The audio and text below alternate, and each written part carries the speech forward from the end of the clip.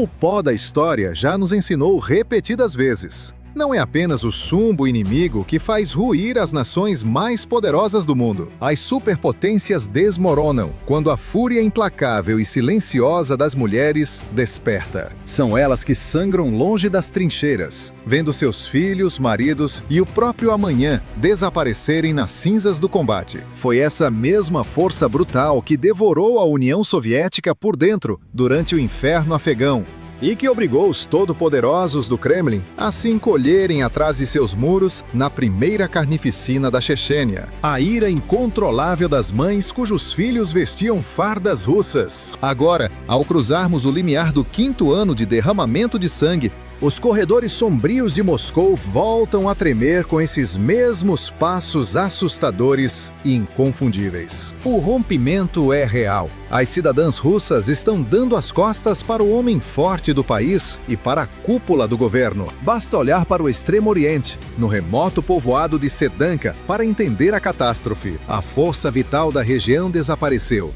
Praticamente cada braço jovem ou capaz de empunhar um fuzil foi tragado pela linha de frente. Uma investigação estarrecedora, divulgada recentemente pela emissora britânica, jogou no ventilador a paisagem fantasmagórica que tomou conta do interior russo. O cenário é de absoluto vazio. As figuras masculinas foram simplesmente varridas do mapa rural. O abismo nacional foi perfeitamente desenhado na declaração macabra de um dos moradores locais. Segundo a testemunha, as casas entregaram seus entes queridos para a batalha, e a taxa de retorno é 0.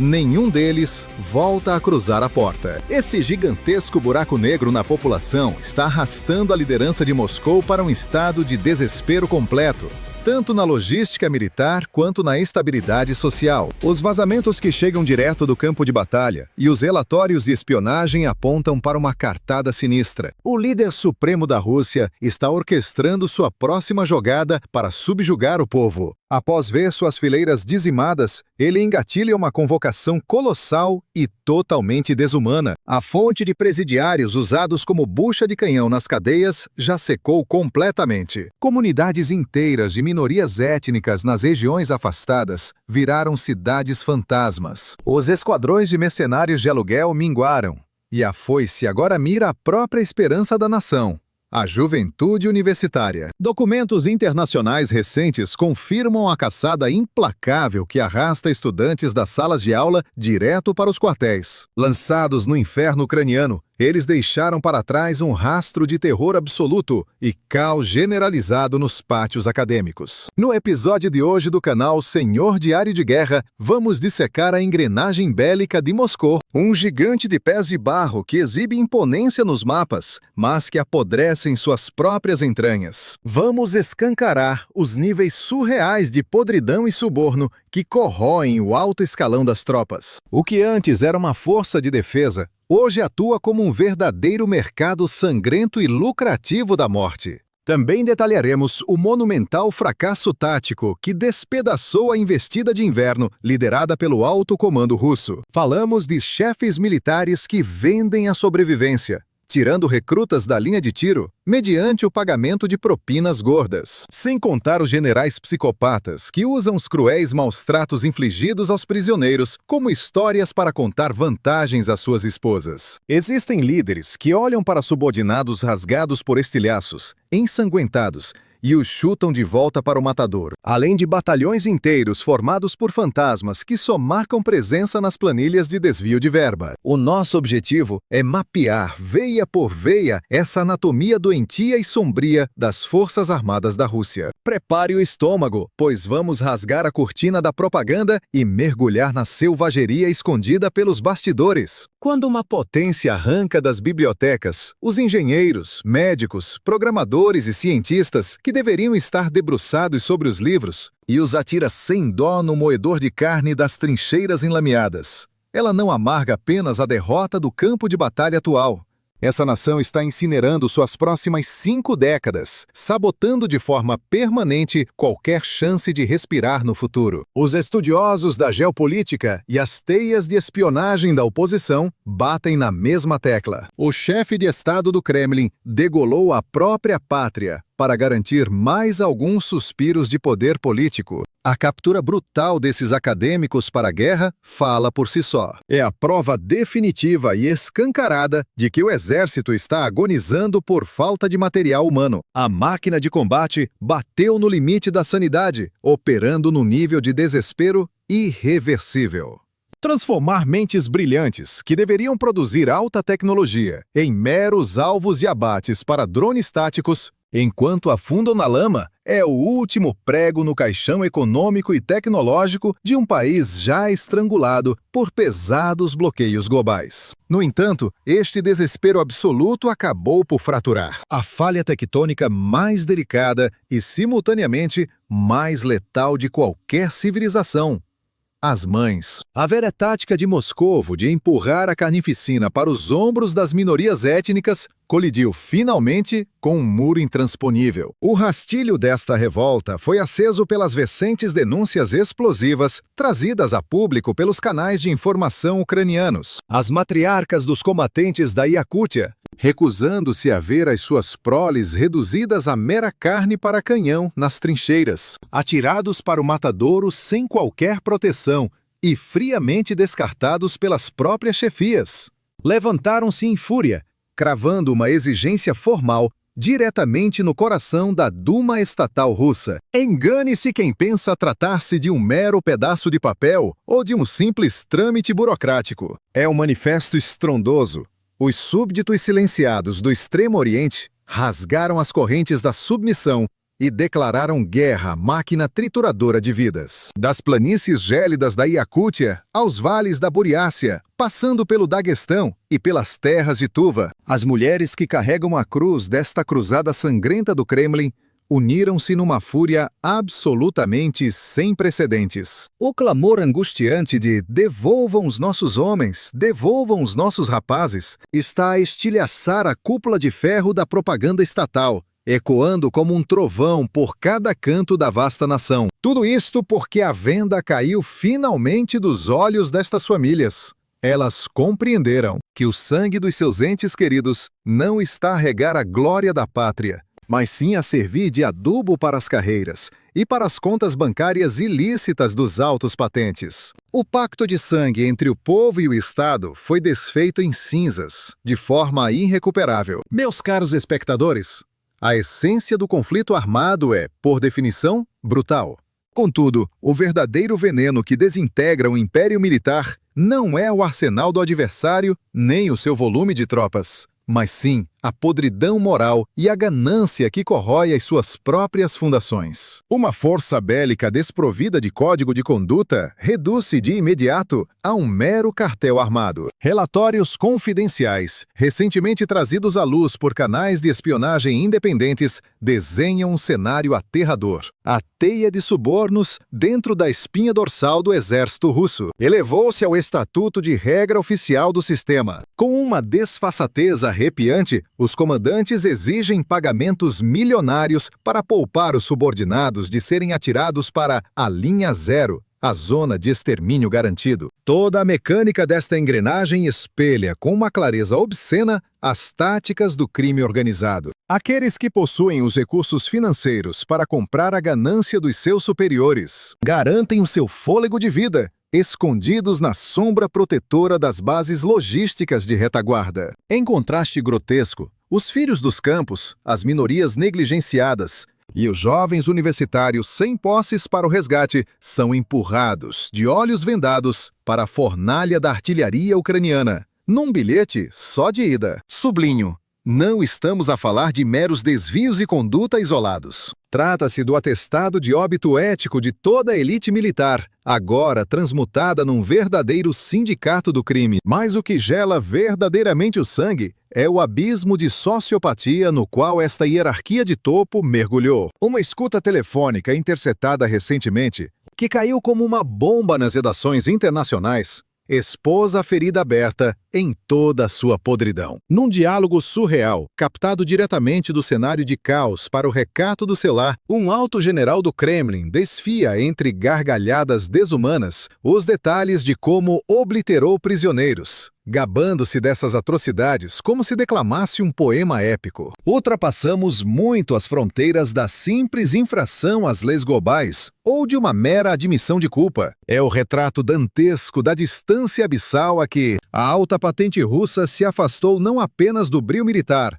mas da própria sanidade, revelando que o leme do exército está agora nas mãos trêmulas de psicopatas e mentes fraturadas. Pergunto-vos, acham sequer remotamente concebível que um indivíduo que sussurra horrores carnais à própria esposa seja capaz de poupar a vida aos seus próprios recrutas, ou de arquitetar uma manobra tática para os resguardar? A resposta é um redundante e aterrador não. Aliás, as frequências de rádio decifradas e os interrogatórios no campo de batalha, orquestrados pela inteligência de Kiev, confirmam o pesadelo. Arquivos de inteligência ucraniana escancaram, com uma clareza perturbadora, a barbárie impiedosa que domina o teatro de operações. Dossiês confidenciais que vieram a público revelam o impensável. A alta cúpula militar de Moscou nega implacavelmente o resgate aos seus próprios combatentes, deixando homens mutilados por estilhaços, sangrando na lama e incapazes de se moverem. A agonia de ferimentos letais é tratada com total desprezo. O único comando que ecoa é um grito autoritário: peguem seus fuzis e voltem para as trincheiras. Na prática, é uma sentença de execução sumária, ditada por seus próprios superiores. Exigir bravura de tropas que têm plena consciência de que serão abandonadas para apodrecer na linha de frente, após serem traídas e largadas à própria sorte pela liderança, é um delírio absoluto. Uma miragem no meio da aridez da guerra. Especialistas costumam se deslumbrar com o alcance balístico dos mísseis. Passam horas debatendo a blindagem dos blindados ou a agilidade de caças no espaço aéreo. Contudo, é no frio cálculo dos economistas e nas entrelinhas das planilhas estatais que o verdadeiro banho de sangue e o destino do conflito se revelam. Um escrutínio contundente dos cofres militares de Moscou, conduzido pelo Jornal de Kiev e trazido à tona por vazamentos recentes, expôs um colapso sistêmico que não encontra paralelo na história dos combates contemporâneos. Absolutamente 1/3 de todo o tesouro destinado às tropas russas. É exatamente isso que as cifras macabras mostram. Impressionantes 33% são drenados exclusivamente para pagar indenizações por óbito. O peso tático dessa estatística é de um horror indescritível. Em vez de armar sua infantaria com tecnologia de ponta, ou forjar guerreiros por meio de instrução tática de excelência, ou sequer estruturar um sistema decente de resgate médico para arrancar vidas das garras da morte nas frentes de batalha, o Kremlin abraçou uma engrenagem estatal assustadoramente cínica, por ser bem mais barata e utilitária. Arremessar camponeses sem preparo direto para a carnificina a um custo irrisório e simplesmente calar a boca de viúvas e mães com o dinheiro fúnebre do Estado. Uma investigação recente divulgada pelo Centro de Análise de Políticas Europeias. Os analistas do Comitê Europeu conseguiram traduzir a ruína das Forças Armadas russas em uma única e brutal constatação: o extermínio sem a glória do triunfo é a promessa final de Moscou para quem pisa no campo de batalha. A consequência direta disso é uma legião incalculável de jovens servindo de bucha de canhão nas trincheiras, lançados em investidas suicidas, desprovidas de qualquer lógica tática, agindo como verdadeiras ondas de carne humana esmagadas contra as defesas adversárias. O derramamento de sangue não serve para conquistar alvos estratégicos no mapa. É um abate indigno e vazio, orquestrado puramente para que os oficiais possam preencher a papelada e fingir que cumpriram as ordens de ataque. As fileiras de Moscou degeneraram em um leviatã burocrático inescrupuloso. Uma estrutura projetada não para a maestria do combate ou a vitória militar, mas sim para a matança desenfreada e o descarte de vidas. As somas obscenas oferecidas na assinatura dos contratos e os poupudos pagamentos póstumos transformaram-se na única boia de salvação financeira para vilarejos rurais em ruínas, seduzindo os miseráveis para o abatedouro. Esse maquinário financeiro, movido a cadáveres, onde o batimento cardíaco é precificado como uma mercadoria barata e a fome da população é usada como ferramenta de recrutamento coercitivo. estraçalhou qualquer resquício de honra militar ou conduta tática entre os combatentes. O recruta russo nas trincheiras já internalizou a verdade. Para a liderança, ele não passa de um cartucho descartável que será detonado. E, de forma ainda mais sombria, para seus entes queridos. Ele se transformou em uma apólice de seguro de vida ambulante, um bilhete de loteria que só paga o prêmio quando ele voltar em um saco plástico. Diante do esfacelamento de suas tropas de choque e da sangria humana descontrolada, como Moscou ainda sustenta a aura de força implacável nos mapas táticos, tudo indica que a resposta seja o puro e simples ilusionismo de Estado. Os anais dos grandes conflitos nos ensinam que o delírio propagandístico nunca dissipa a famosa neblina da guerra. Na verdade, ela apenas levanta uma cortina de fumaça sufocante para encobrir a podridão do fracasso iminente. Basta sintonizar nas redes de televisão controladas por Moscou para ser bombardeado com narrativas épicas sobre batalhões de infantaria motorizada recém-forjados. Histórias de legiões impecáveis e munidas com armamentos de última geração, marchando triunfantes em direção ao leste. O problema é que a espionagem tática coletada na lama das trincheiras desmascara toda essa ficção, revelando a maior farsa militar burocrática da nossa era. O dossiê de inteligência revelado ao mundo por Pavlo Paliza, o segundo no comando do gabinete presidencial ucraniano, desnudou de forma implacável a ruína estrutural que devorou as forças armadas de Moscou. A investigação de Paliza aponta que nos canais oficiais, a Rússia se gaba de estar forjando um fluxo interminável de novas tropas e divisões bélicas. Nos relatórios enviados ao Kremlin, os generais pintam legiões colossais. Mas a dura realidade é outra.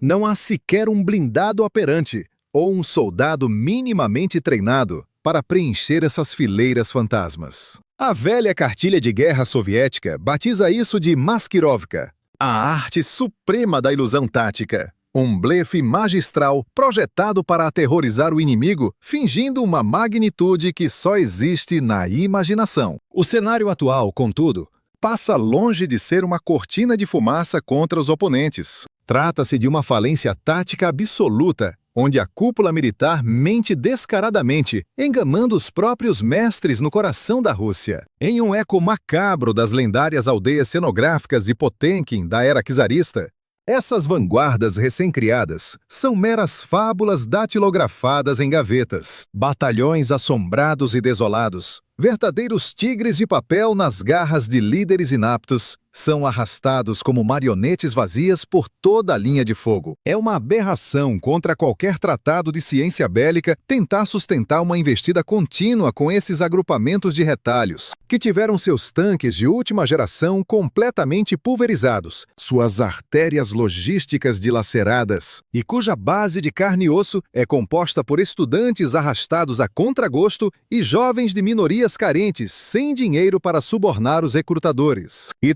toda essa insanidade logística explodiu da forma mais atroz e sangrenta imaginável, enquanto o mercúrio despencava impiedosamente no quinto inverno desta carnificina. Meus caros espectadores, os anais da história militar nunca mentem. Não se forja uma vitória apenas com o alcance de ogivas ou montanhas de munição. O triunfo exige uma espinha dorsal logística impecável, um motor econômico incansável, generais de honra inabalável e, acima de qualquer coisa, o fogo na alma de cada combatente que entende exatamente o motivo de estar arriscando a pele na lama. Em março de 2026, o veredito dos analistas neutros globais, somado à vigilância orbital e aos espiões nas sombras do fronte, forma um consenso devastador. Moscou foi esmagada e perdeu de forma irreversível sua badalada grande ofensiva de inverno, uma campanha ensaiada por meses, com um circo midiático estrondoso e que atirou centenas de milhares de combatentes ao abatedouro. As defesas de Kiev emergiram triunfantes desta provação glacial de vida ou morte, sobrepujando adversidades colossais, a escassez de projéteis ocidentais e um frio letal. A marcha gélida de Moscou fracassou miseravelmente em absolutamente todos os seus ambiciosos alvos operacionais. Em contrapartida, colheu-se um rastro de aniquilação, com comboios blindados incinerados em emboscadas, apagões de liderança e hordas incalculáveis de invasores encontrando seu túmulo de gelo sob a neve implacável. Em termos práticos, as fileiras inimigas foram impiedosamente trituradas. Dentro da máquina de moer carne, construída pela pura incompetência de seus próprios líderes. E agora, a paisagem branca descongela. O solo brutal da Ucrânia está se rendendo à lendária e pegajosa lama da primavera, a temida Rasputitsa. Somos arrastados para aquele período infernal em que as esteiras dos tanques atolam e qualquer engrenagem logística entra em colapso. No entanto, para o alto comando russo, essa nova estação não traz apenas um pântano tático no teatro de operações. Ela é a faísca premonitória de um apocalipse social prestes a detonar na retaguarda do país. Um império militar onde oficiais cantam vantagens sobre atrocidades, onde comandantes mercantilizam a vida dos subordinados por propinas sujas, onde caixões devoram os cofres públicos e onde universitários são atirados às cegas nas mandíbulas do fronte de batalha, está inexoravelmente fadado a ruir. A centelha da insurreição, acesa pelas matriarcas da Iacútia, não pode ser contida. Mais cedo ou mais tarde, esse incêndio vai devorar as muralhas de gelo e morte que protegem Moscou. O que aconteceu na sangrenta campanha de inverno de 2026 foi muito além de uma simples derrota militar para a máquina de guerra russa. O Kremlin arrancou as mentes mais brilhantes de dentro das universidades, arrastando uma geração inteira de jovens acadêmicos para a linha de frente de forma implacável. Nessas trincheiras ucranianas, sob um frio implacável, o destino e a prosperidade da nação russa para o próximo meio século foram brutalmente enterrados. Diante dessa catástrofe monumental e do esfacelamento do próprio tecido social, fica a pergunta: estaremos prestes a testemunhar o alto comando militar russo rachar ao meio? Será que os fantasmas de 1917 vão despertar, trazendo uma nova e devastadora rebelião nas fileiras? Ou a tradicional letargia do povo, alimentada por uma engrenagem econômica movida a sangue, conseguirá arrastar esse império em ruínas por mais um inverno rigoroso? Quero ver a leitura tática e a bagagem histórica de vocês. Desçam até a seção de comentários e lancem suas visões geopolíticas mais afiadas. Cada estratégia, cada teoria levantada por vocês é minuciosamente dissecada pelo nosso quartel-general. São as mentes pensantes desta comunidade que traçam a rota e definem os próximos alvos do nosso conteúdo. Nunca deixem que a névoa da guerra oculte as verdadeiras engrenagens do tabuleiro global. Mantenham o foco cravado nos relatórios táticos de campo e nas manobras e bastidores que a grande mídia é incapaz de rastrear. Pressionem o botão de curtir para fortalecer nossas defesas e alistem-se no canal Senhor Warlog. Aqui quem dita as coordenadas é o Charlie. Operem com frieza, decodifiquem a realidade e mantenham a retaguarda segura.